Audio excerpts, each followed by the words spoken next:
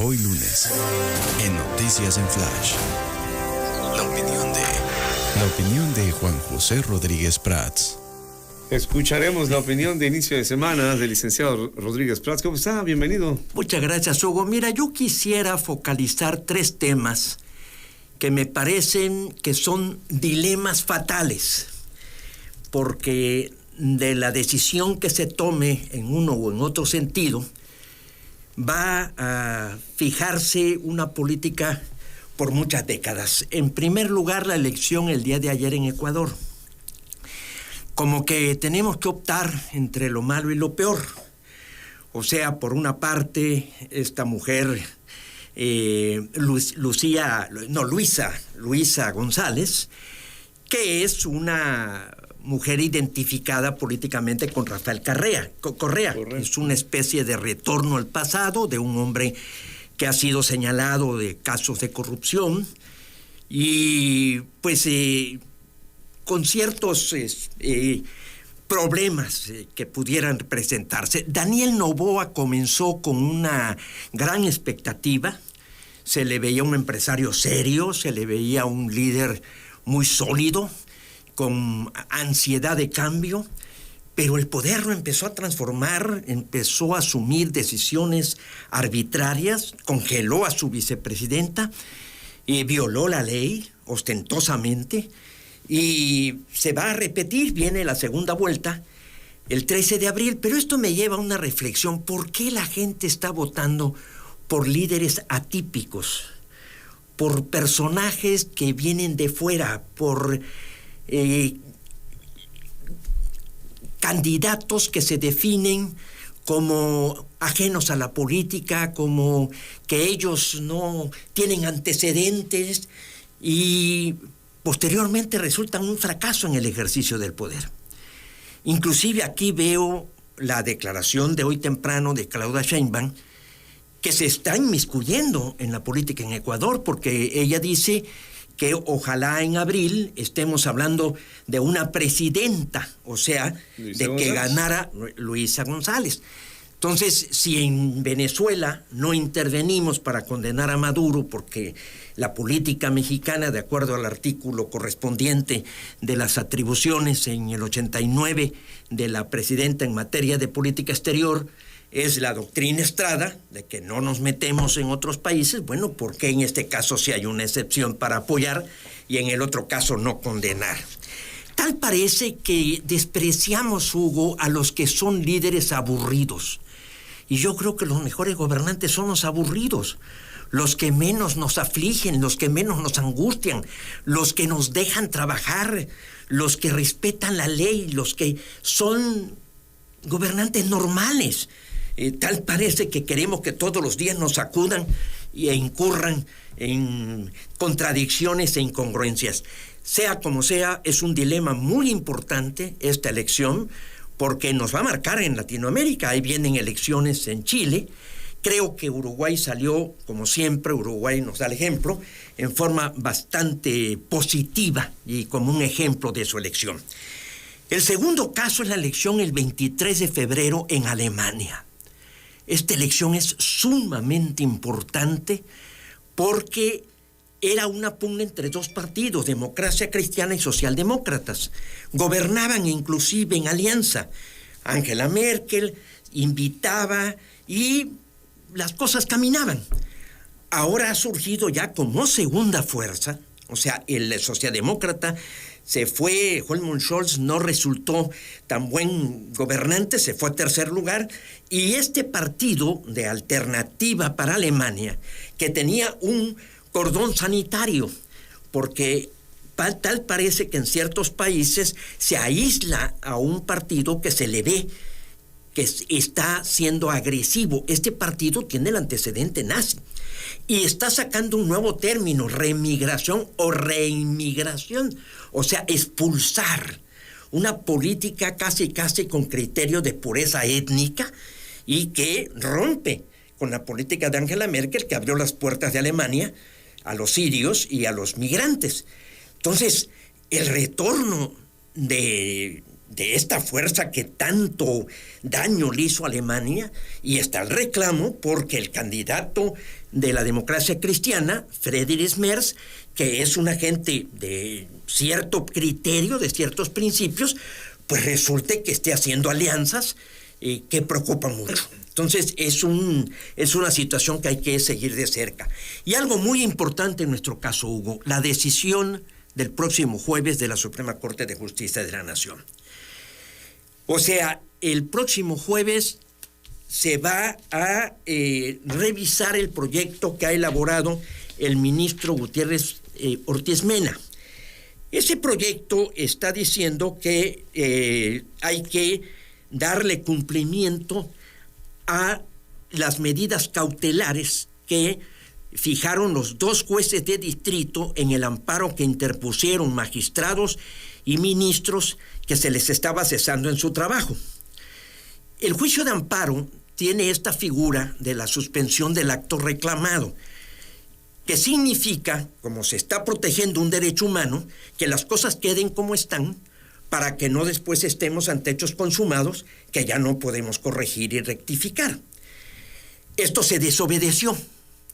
Continuaron los trabajos, de ahí vino la decisión del Tribunal Electoral de decir no hagas caso y comité de evaluación continúa tu trabajo.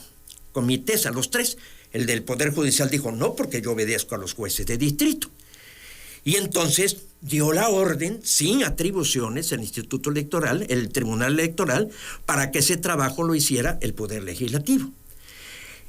Dice hoy Mónica Soto una declaración que a mí me parece aberrante, diciendo que ella interpretó, o que el tribunal interpretó gramaticalmente la Constitución, que dice que la última autoridad es el Tribunal Electoral en materia electoral. Pero eso no es el caso, ese no es el asunto. No se está hablando de un asunto electoral, se está hablando de que no se acató un acto jurídico que implicaba suspender el proceso. ¿Por qué? Porque hay violación de derechos humanos. Entonces ella sabe que inclusive la Suprema Corte va a decidir el próximo jueves en contra y exhorta a los 4 ministros a que no voten. Entonces esto a mí me parece de una trascendencia enorme. Yo no tengo ninguna duda que el jueves la Suprema Corte no tiene más remedio, los 7 ministros, que ratificar. Los otros 3 ya sabemos, las 3 ministras ya sabemos cómo votan. Pero esos 7 ministros van a tener que ratificar lo que los jueces de distrito hicieron. De lo contrario, todo el amparo, toda la división de poderes y toda la Constitución se viene al suelo. La Constitución puede ser interpretada, lo que llaman los juristas, gramaticalmente, pero también se llama también hay la interpretación conceptual o de fondo, hay la interpretación histórica y hay la interpretación sistemática. La Constitución tiene que ser interpretada en su conjunto, no gramaticalmente. O sea, esto es una grosería jurídica. ¿Por qué un funcionario tiene que someterse a tal abyección, a tal sumisión, a tal obediencia? ¿Cómo es posible que hayamos perdido tanto la autoestima? Podrá haber diversas interpretaciones al derecho, pero no varias éticas. Hay una sola ética que es única y universal, y es cumplir con el deber. Por eso el derecho y la moral es difícil distinguirlas, porque al final de cuentas los dos tratan de buscar cuál es el deber ser. Y este es un problema moral, este es un problema ético. Y lo que deben hacer es cumplir la ley. Entonces, la decisión del jueves va a ser tremendamente importante. Yo confío y espero que se ratifique a la decisión de los jueces, los 2 jueces de distrito, que por cierto el Tribunal Electoral llegó a denunciar ante el fiscal general. Es algo verdaderamente una historia patética, y que se suspenda todo el proceso, lo cual desde mi punto de vista debería de celebrarlo la presidenta Claudia Sheinbaum, porque van a una enorme farsa en donde va a romperse toda la seriedad del Poder Judicial. Ahora, esto significa, porque hoy también vi que Claudia Sheinbaum declaró que mucha gente quisiera verla distante de Andrés Manuel López Obrador. Lo escuchamos hace rato, de hecho. Bueno, no, No, yo no, a mí no me importa si esté cerca o esté distante. Lo que me importa es que le ponga el sello de Claudia Sheinbaum a su gobierno. Eso es lo importante. La cuestión institucional, la cuestión de que ella está gobernando y que este proceso la puede llevar a una crisis muy seria.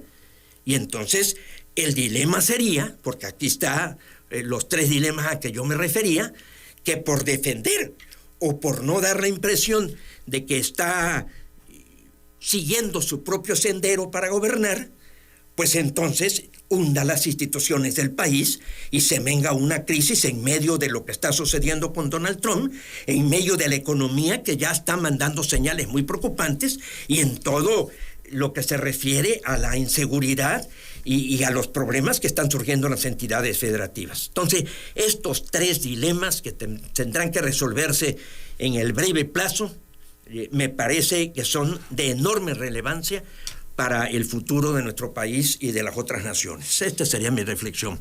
Yo creo que usted todavía tiene esa esperanza de que cancelen la elección, pero cada vez también que le preguntan a Sheinbaum, ella muestra el carácter además y dice, no, la elección va porque va.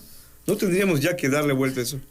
Mi querido Hugo, me llevas otra vez a que pueda yo equivocarme en mis pronósticos. Ya se equivocó. Ya me he equivocado, lo reconozco con humildad. Sin embargo, en este caso, sea lo que sea, o sea, en un sentido o en otro, las consecuencias pueden ser terribles. Yo sí creo que la Suprema Corte, y espero que así sea, porque si de los 7 ministros alguien rectificara, o sea, modificara su punto de vista... Que también ya pasó. Y eso explicaría el por qué Yasmín Esquivel pidió una semana de plazo.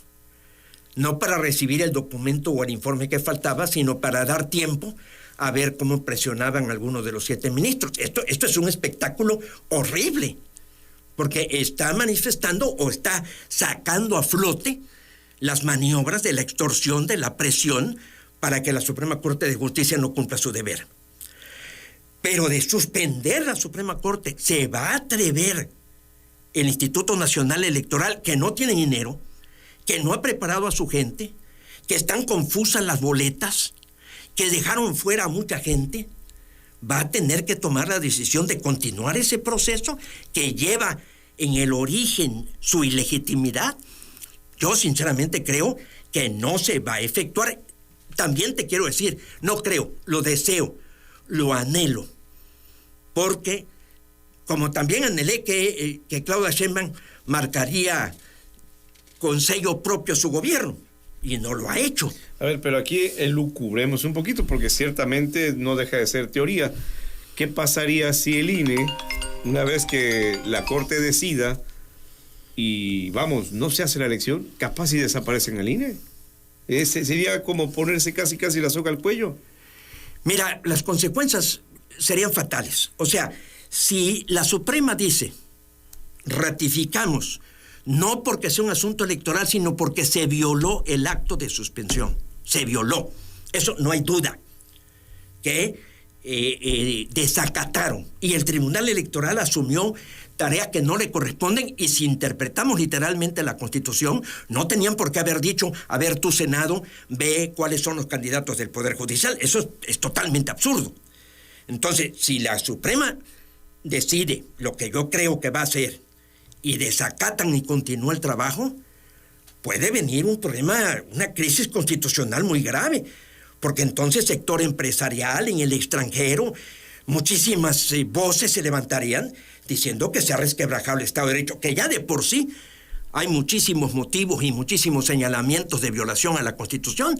Aquí es en donde me parece, yo acepto que Claudia Sheinbaum es una científica y ella dice que sabe de ciencia, no me importa, ni quiero averiguarlo, ni tengo manera de averiguarlo, pero en materia jurídica ha manifestado verdadera ignorancia, y ahí sí tiene la obligación de saber, porque ella tiene asesores, ella tiene gente ahí cerca en materia jurídica que le deben decir qué puede hacer y qué no puede hacer. Eso que dice que el Tribunal Electoral dio la última palabra. No, no es materia electoral. Es materia de amparo, de derechos humanos, de acatar una orden, de seguir los lineamientos de la Constitución y de la ley de amparo. Pero en el equipo está Saldívar. Diego Saldívar lo sabe perfectamente. Y lo sabe también Ernestina Godoy. Y lo saben. Bueno, ella misma lo sabe. Digo, por Dios, eso en introducción al estudio del derecho, pues no lo dicen. La ley que está en la punta de la pirámide, pues es la Constitución, es la ley de leyes, es la ley fundamental.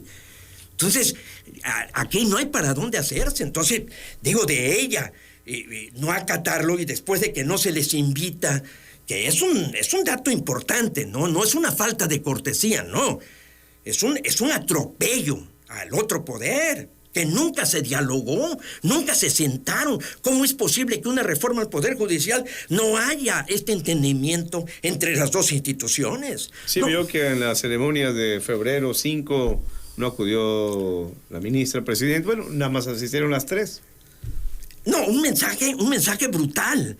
Un mensaje casi diciendo, no me importa lo que diga la ley y aquí están las 3 que me obedecen. Ahí está donde entra la ética jurídica, la ética profesional, la deontología jurídica. La deontología es la ética que tienen los profesionales. Hay una deontología médica, hay una deontología de ingenieros, la deontología jurídica, que es de los jueces, de los fiscales, de los teóricos, de los que interpretan, de los funcionarios públicos, es muy importante, porque asumen deberes. Sin gente que esté asumiendo deberes, no es posible que pueda prosperar el Estado de Derecho. Así de sencillo. Licenciado Rodríguez Prats, nos vamos ya porque son las 2:18. Habrán quedado otros temas en el tintero. Esperemos tener la oportunidad la próxima semana. Pues tú no quisiste continuar, pero yo sé que los civillos europeos dicen flexibilidad, licenciado Rodríguez Prats. Pero sí, es una decisión, Hugo, de enorme trascendencia para el futuro de México. Estaremos atentos el próximo jueves también, evidentemente. Muchísimas gracias. Nos vamos a la pausa y continuamos con ustedes.